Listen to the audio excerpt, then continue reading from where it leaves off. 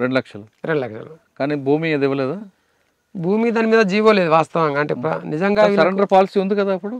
Cylinder policy అన్నారు కానీ ఇప్పుడు వ్యక్తిగతంగా పోయి కలిసి కొద్దిగా పైరవి చేసుకొని రాజకీయ పలుకుబడి ఉన్న వాళ్ళకు ఇచ్చి ఉన్నారేమో కానీ నిజంగా దాని మీద అంటే వీళ్ళకు నిజంగానే పిలిచి ఇవ్వాలని లేకపోతే వాళ్ళే చూపించి ఇవ్వాలని చెప్పేసి ఎప్పుడు కూడా అట్లా. మీకు రాలేదా? రాలేదు. 5,000 రూపాయలు ఇచ్చారు ఈమెకు ఆర్థిక సహాయం కింద కలెక్టర్ పిలిచి.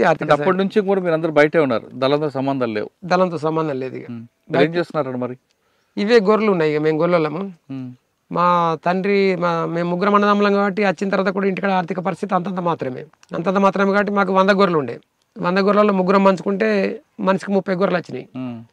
మేము కాసినామని చెప్పేసి మా అన్నదమ్ములు కూడా వాళ్ళు కాసినందుకు ఒక 3-4 వాళ్ళ ఎక్క తీసుకొని మనకు తక్కిచ్చారు. అంటే 27 గొర్రెలు వచ్చినాయి నాకు. ఆ 27 గొర్రెలు వస్తే ఎట్లా, ఈ 27 గొర్రెలు పోతే మనకు కూలి పడదని చెప్పేసి జీతం ఉందామంటే నేను గిన్ని రోజులు ఇట్లా తిరిగి మనం ఇప్పుడు ఇయ్యాల జీతం ఉండాలని చెప్పేసి అట్లా కొద్దిగా మనసొప్పలేదు. అంటే ఎందుకంటే ఏదన్నా మన స్వశక్తితో మనం కష్టపడి సంపాదించుకోవాలి, మనం సొంతంగా చేయాలి కానీ ఇంకోళ్ళ కింద జీతం ఉండదు అని చెప్పేసి లోన్కి పెట్టుకున్నారు వాళ్ళు కూడా. కలెక్టరు ఈ మాజీ నక్సల్స్ లొంగిపోయిన వాళ్ళందరినీ మీకు ఆర్థిక పునరావాసం కింద బ్యాంకులు మీకు లోన్ ఇస్తుంది, లోన్కి పెట్టుకోమంటే నేను ఈ గొర్రెలకు పెట్టుకున్నాం.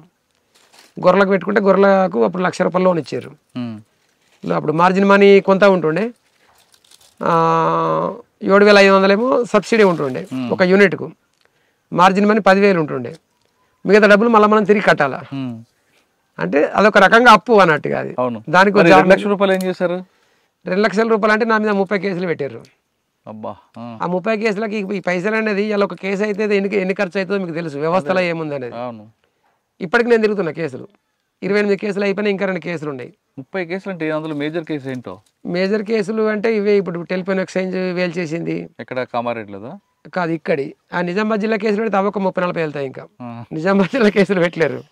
నా అదృష్టం ఏంటంటే నిజామాబాద్ జిల్లా కేసులు ఒక్కటి కూడా పెట్టలే. మనం ఇక్కడ ఉన్నాం కాబట్టి ఇక్కడ జరిగిన సంఘటనలు ఇప్పుడు ప్రతి దాంట్లో మనం కొద్దిగా ఇట్లా మనకు ఈ సామాజిక నేపథ్యం మనకు ఎన్నుకుని పనిచేసిన నేపథ్యం ఉంటుంది కాబట్టి ఎక్కడైనా అన్యాయం జరిగితే మనం ఇది తప్పు, ఇది అన్యాయం అని ప్రశ్నిస్తాం కాబట్టి ఈయన ఇప్పటికీ 30 కేసులు 28 కేసులు కొట్టేశారు. 28 కేసులు అక్విటల్ అయిపోయినాయి. ఇంకా 2 ఉన్నాయి. ఇంకా 2 కేసులు ఉన్నాయి. 2 అవి సీసీలు చిన్న కేసులు అవి. ఒకటి అది రాయకల్ పిఎస్ కేసులు అవి. ఒకటేమో టెలిఫోన్ ఎక్స్చేంజ్ వస్తాపూర్ దగ్గర టెలిఫోన్ ఎక్స్చేంజ్ వేల్చింది ఒకటి ఉన్నది. ఇంకొకటేమో మన భారత రాజయ్య అని చెప్పేసి కటకాపూర్. ఆయన కొట్టినాం. ఆయన ఒక పెత్తందారిగా ఉంటుండే పోలీస్ స్టేషన్లకు పైరవులు పంచాలు పట్టుకపోవడం, ఇక లేనోళ్ళ ఇప్పుడు పంచాలు పట్టుకపోయిన డబ్బులు తీసుకునే ఇటువంటిది ఉంటుంది కాబట్టి ఆయన కొడదామని చెప్పేసి దళం నిర్ణయించుకొని నేను అప్పుడు ఎల్ చేసుకోమంటారు ఉన్నప్పుడు కొట్టిన కేసు అది ఒకటి. ఇవి 2 కేసులు పెండింగ్ ఉన్నాయి.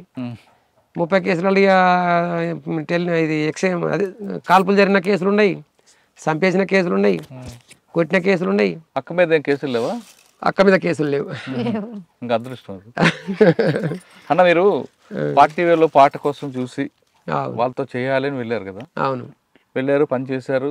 అప్పుడు పార్టీ నిర్ణయం మేరకు కొన్ని సంఘటనలు జరిగాయి. అవును. ఇప్పుడు బయటకు వచ్చిన తర్వాత సమాజం చూస్తే ఏమనిపిస్తుంది? సమాజం చూస్తే ఇప్పటికీ ఒక బాధ ఏమనిపిస్తుంది అంటే ఈ వ్యవస్థ అంతా ఇదంతా బూర్జా వ్యవస్థ, ఇదంతా తప్పు, అదే మంచిగా అనిపిస్తుంది. అంటే 4 రోజులు బతికినా 100 రోజులు బతికినా ఎన్ని రోజులు బతికినా ఎన్నడో ఒకరు చనిపోవడే. కానీ ఈ వ్యవస్థ కంటే వీళ్ళు ఏమవుతుందంటే తప్పు అంటే కూడా దాన్ని నిర్ధారించడానికి వ్యవస్థ ఇప్పుడు దానికి ఒక కోర్టు చట్టము లేకపోతే దానికి సంబంధించిన వింగు అంటే దానికి ఇప్పుడు ఇప్పుడు ఇలా ఒక భూ సమస్య ఉంది. భూ సమస్య ఉందంటే ఆ భూ సమస్య పరిష్కారం కావాలంటే 4 పెద్ద మనుషుల దగ్గరికి పోవాలా. 4 పెద్ద మనుషుల దగ్గరికి పోతే 4 పెద్ద మనుషులు ఆర్థికంగా అర్ధబలం అంగబలం ఉన్న వైపే మాట్లాడే పరిస్థితి ఉంటుంది. దాన్ని నిర్ధారించి ఇది భూమి నాకు ఇక్కడికి వస్తుంది అంటే నువ్వేమంటే సర్వేయర్ కట్టమంటారు. సర్వేయర్ కడితే 4 ఏళ్ళు కాదు 10 ఏళ్ళు అయినా సర్వేయర్ రాడు, మనకు న్యాయం జరగదు. అప్పుడున్న పరిస్థితులు ఏంటంటే ఒక లెటర్ రాస్తే నిజంగా అంటే జెన్యున్గా ఉన్నదానికే రాసేది వాస్తవంగా. ఇప్పుడు తప్పైనా మనం ఒప్పని లేకపోతే తప్పు చేసిన వాళ్ళని మనం చేసుకొని రాసే పరిస్థితి ఉండకపోవు. అందుకే ఏమనిపిస్తుంది అంటే ఇలా మనం అప్పుడున్న మూమెంట్ అప్పుడున్న వ్యవస్థనే కరెక్టు, కానీ ఇప్పుడున్న పరిస్థితుల్లో సాధ్యమవుతుంది అంటే ఇలా సాధ్యం కాని పరిస్థితి. ఈ సెల్ ఫోన్ అనే ఒక వ్యవస్థ వచ్చింది కాబట్టి దీంతో ఇబ్బంది అవుతుంది. కానీ అప్పుడున్న వ్యవస్థనే మంచిది అనేది నాకు ఇప్పటికున్న బలంగా ఉన్న నమ్మకం. వ్యవస్థ మారుతుంది. అవును, ప్రజలు కూడా కాలానికి అనుగుణంగా మారిపోతున్నారు. మీరు అంటే సెల్ ఫోన్కి ఎక్కువగా అంకితం అవుతున్నారు. అవునవును. కానీ బుల్లెట్ ద్వారానే సాధించవచ్చు అని మీరు నమ్ముతారు, బ్యాలెట్ ద్వారా సాధించచ్చు రాజ్యం చెప్తుంటారు. అవును, కానీ బ్యాలెట్ మంచిది అంటారు, బుల్లెట్ మంచిది అంటారు. ఇప్పుడు అంటే ప్రజాస్వామ్యబద్ధంగా బ్యాలెట్ మంచిది కదా? ప్రజాస్వామ్యబద్ధంగా బ్యాలెటే మంచిది. కానీ దాంట్లో కూడా ఇప్పుడు ఈ ఓటు నమ్ముకొని ఈ బీర్ సీసకు బిర్యానీ పొట్లకు లొంగిపోయి ప్రజలు తప్పే కదా, అదే ప్రజల తప్పే. అందుకే ఇప్పుడు ఇవాళ యువత కూడా ఆలోచించాలి. ఏమంటే యువతకు నేను చెప్పేది ఏంటంటే ఇవాళ ఈ మద్యం మత్తులో ఈ గుడుంబగా మన ఏది మద్యం మత్తు అంటే ఇవాళ మద్యానికి బానిసయి, లేకపోతే డ్రగ్స్ గంజాయి ఇవన్నిటికి బానిస అయిపోయి వ్యవస్థ ఎటుపోతుంది, వ్యవస్థ ఖరాబైనప్పుడు ప్రశ్నించే యువత అనేది ఇలా నిద్రమత్తులో ఉన్నప్పుడు, మద్యం మత్తులో ఉన్నప్పుడు వ్యవస్థ ఖరాబ్ అయిపోతుంది. కొంతమంది పెట్టుబడిదారులు, సామ్రాజ్యవాదులు, బడా వ్యాపారులు, భూస్వాములు, పెట్టుబడిదారులు. భూస్వాములు అంటే అప్పటి భూస్వాములు కాదు, ఇవాళ ఇంకా వేరే రకాలుగా భూస్వాములు అయిపోయారు. ఇప్పుడు అదే ఇప్పుడు అప్పుడు భూస్వాములు అంటే రావుసే భూస్వాములు అనేది కాదు. ఎవరైతే 100 ఎకరాల భూములు ఉండి ఎవరైతే కష్టం చేయకుండా ప్రజల శ్రమశక్తిని దోసుకుంటారో గాలే భూస్వాములు అవుతారు.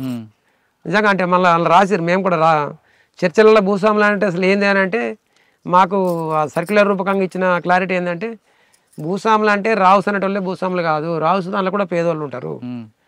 100 ఎకరాల భూములు ఉండి ఎలాంటి శ్రమ చేయకుండా ప్రజల శ్రమశక్తిని దోసుకొని యంత్రాల ద్వారా పని చేయించుకుని యంత్రాలు కలిగి ఉంటాయి, ప్రజల శ్రమశక్తిని దోసుకుంటారు. వాళ్ళు ఎలాంటి పని చేయరు, పని చేయకుండా వ్యవస్థను మేనేజ్ చేసి వ్యవస్థను నడిపించడంలే భూస్వాములు. పెట్టుబడిదారు వ్యవస్థ, భూస్వామ్య వ్యవస్థ, సామ్రాజ్యవాదం, ఈ మూడే ప్రధాన శత్రువులు. ఇప్పుడు చివరిగా మంచి పాట పాడండి. తూరుపు కనుమలు మబ్బులు కమ్మే ఏడున్నాడమ్మో మా సక్కని వీరుడు సంతోషు, ఏడున్నాడమ్మో మా విప్లవ వీరుడు సంతోషు, ఆకాశాన రెపరెపలాడే జెండావై నాడో ఈ అతుకుల గతుకుల బ్రతుకులకు అండాగుంటావా ఈ పేద ప్రజల గుండెలపై, మృత్యువడిలో చేరుతు పెన్ను కాగితమే అడిగావు మా పెన్నులు తీసి పెట్టాము, కవితలు రాయన్నా నీ మనసులో మాటను వివరిస్తూ, తూర్పు కనుమల్లో సూర్యుడు ఉదయించే అల్లమ్మ మనోహరుడు తూర్పు కోటలో ఉదయించే, అల్లమ్మ మనోహరుడు తూర్పు కోటలో ఉదయించే, గండి పెళ్లిలో పోలీసు గన్లు దళమును చుట్టూ ముట్టినప్పుడు గుండు గుండుకు తమ్ముల పెట్టి దమ్ముంటే ముందుకు రమ్మంటూ పైరింగు చేస్తూ కాశం ఇస్తూ కన్నుల్లోనే నిప్పులు సెరగగా ముందుకు వచ్చిన పోలీసు కొడుకులు తోకలు ముడిసి వెనుకకు ఉరికిరి, తూర్పు కనుమల్లో సూర్యుడు ఉదయించే అల్లమ్మ మనోహరుడు తూర్పు కోటలో ఉదయించే, అల్లమ్మ మనోహరుడు తూర్పు కోటలో ఉదయించే, ప్రాంతీయ తత్వం పనికే రాదని కార్మిక దృక్పథమే ఉండాలని జిల్లా హద్దులు దాటినవన్నా తూర్పు గోదావరి ఏరినవన్నా ఏలేశ్వరము నాగులకొండ దళాలకు ధైర్యం పెంచి కొండాలలో బ్రతుకుచున్న గోండు ప్రజలకు అండాదండై బందుకు వెల్చి దోపిడి గులిసి పేదల రాజ్యం దేవాలన్నవు, తూర్పు కనుమల్లో సూర్యుడు ఉదయించే అల్లమ్మ మనోహరుడు తూర్పు కోటలో ఉదయించే.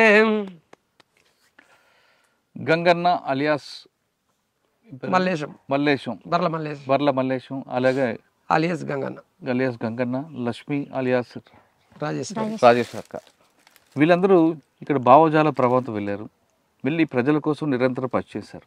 ఆ విధంగా ఇప్పుడు అడవిలో మనం ఉన్నాం, ఇదే అడవిలో వాళ్ళు ఎండనక వాననక చల్లలకు ఉండబట్టే ప్రభుత్వాలు కింద దిగాయి. వాళ్ళు ఇక్కడ ఉండి వాళ్ళ స్వార్థంకి పక్కన పెట్టి సమాజ సేవ కోసం అదే వర్గంలో జరుగుతున్న అన్యాయాలకు కనుక వాళ్ళకి అరికట్టాలనే ఉద్దేశంతో వాళ్ళు చేసిన కార్యక్రమం వల్ల ప్రభుత్వాల కిందకు వచ్చి గ్రామ ప్రజలకి మౌలిక సదుపాయాలు కల్పించాలంటూ ఎలాంటి సందేశం లేదు. ఇప్పుడు మనం చూస్తున్న గుట్టల్లో వాళ్ళు ఎండనక వాననక ఉన్నారు. చలికాలం ఇక్కడే, వర్షాకాలం ఇక్కడే, అదేవిధంగా ఎండాకాలం ఇక్కడే. ఎండాకాలం చాలా కష్టాలు ఉంటాయి, అయినా కష్టాలు అనిపిస్తూ పేద ప్రజలే కాకుండా బడుగు బలహీన వర్గాల అభివృద్ధి కోసం వాళ్ళు నిరంతరం కృషి చేశారు. ఆ విధంగా చేయబట్టి ఈ స్థాయికి వచ్చింది. కానీ ఇప్పుడు వాళ్ళు చెప్తున్నారు ఇప్పుడున్న యువత అటువంటి కార్యక్రమం లేకుండా కేవలం స్వార్థం కోసం ఉండి వాళ్ళ స్వార్థం కోసం వ్యసనాలకు బలై సమాజం కోసం ఏం ఆలోచించట్లేదు. కాబట్టి ఇప్పటికైనా యువత మార్చి వాళ్ళు కూడా సమాజ సేవ కోసం, సమాజ శ్రేయస్ కోసం పనిచేయాలంటూ ఆ దంపతులు కోరుతున్నారు.